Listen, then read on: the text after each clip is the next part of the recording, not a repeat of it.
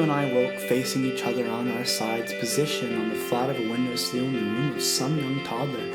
Our bodies so small were just bathing in the milky light of our own humble moon. We spoke in croons as not to wake the gentle warrior, sleeping in his bed the size of a lot compared to us, he and I. He's just some stubborn giant with a mountain of sleeping women under his palms. I said this, eyes closed, exploring the innards of Andrew's curls, so messy with the pinky of my right hand. I was looking for nothing, so I retracted my arm in a slow motion, feeding it with the most natural new motive, tracing my own interpretation of the solar system, invisible on the window, which gave the light blue seal we were resting on a purpose. The very own seal that kept our bodies from falling deep into the space between the bed and wall, which was at least the size of a broken canyon. Andrew said nothing, but was that not expected?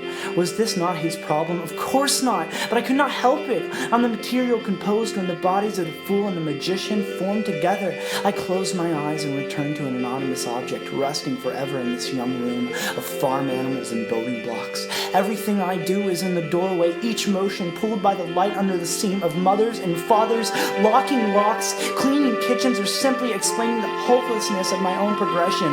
Who is composing this lullaby, and why is color most beautiful only moments before it gives itself up to the darkness of our own bedrooms at night? Oh my God, my head hurts. I mean, it really hurts. I lifted my neck, touched the toddler's face, and fell again to sleep for the second time.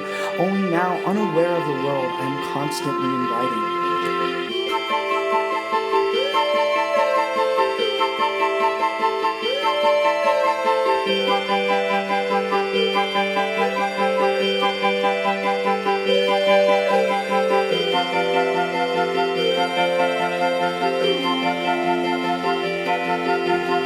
Part 2. We woke into a wave of consciousness, bodies erected to standing position in the nave of a shallow cave, where once outside its opening arc, one could find themselves only feet away from the ocean shore. It seemed as if the situation had always been in motion, but only now have we obtained the point. Everything there held within it, not only previously the place, but the calm room of our lost friend's body, only body in prepubescent form. When we noticed what was happening, Andrew and I faced each other in an overwhelming sense of purpose. The cave sloped as a hill progressing from the opening to the back wall, where there on the peak rested the remains of an empty neighborhood, deserted for years. When we had noticed the remains of the community, our excitement was held effortless against the confusion. We could hear the swell of the tide and make full use of the sun, but something was so dark and just so not there. But not darkness which derives from nothing or the absence of light, but the darkness that comes when you're held in the archway of something, with your own quilt over your eyes as a result from some foreign sound. I stood there, all attention on Andrew, and suddenly in the gleam of a moment, his body flourished into the swell of 1,000 glowing fireflies. His mother appeared from the mass of his body's floating remains. She gathered the thousands of lighted angels and took my hand, running to the back wall, towards the town, now illuminated with the light shining through each window. Go find that room where you two slept. Just go.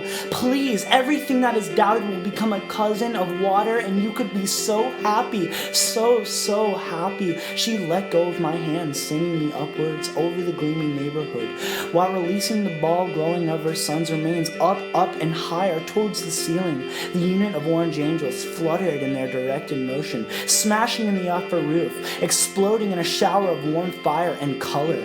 Nothing there could help wanting to be held by the mess as an effort not to miss the burning town and, most important, Andrew's kneeling mother. I knew more about being there when, suspended by the flames known to be my great friend, Miss Cho yelled goodbye and was taken out by the rising water of high tide. The fire and sparks and light took my body in their gentle hands, leading me to the town, fastly growing dun, and the pulse of a contraction I was laying there back onto the window sill without my companion. Through the beam of the moon I caught the thousands of particles with my eye, allowing them only to float above me always. This is how Andrew's mother gave birth to dust, and how Andrew taught dust to float.